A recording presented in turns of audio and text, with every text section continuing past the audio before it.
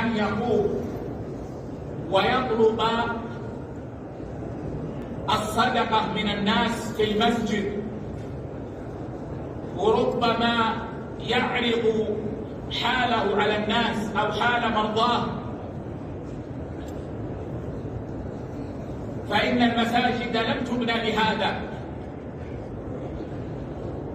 ويتأكد الأمر إذا منع من ذلك النظام، والذي أعرفه أن أنظمة الدول الإسلامية تمنع من ذلك. فمن كانت له حاجة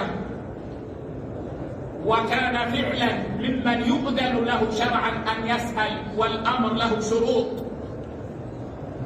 يسأل خارج باب المسجد.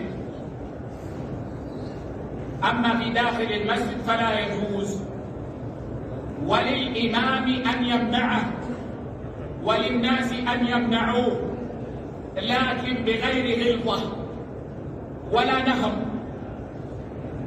ولكن يمنع بأسلوب، ويطلب منها أن يقف خارج المسجد. لعل في هذا كفاية. تقبل الله من الجميع، وهدى الله الجميع، وغفر الله لنا ولإخواننا ولمن أخطأنا عليه ولمن أخطأ علينا، وجعل الجميع في حل. والله تعالى أعلى وأعلم، وصلى الله على نبينا وسلم.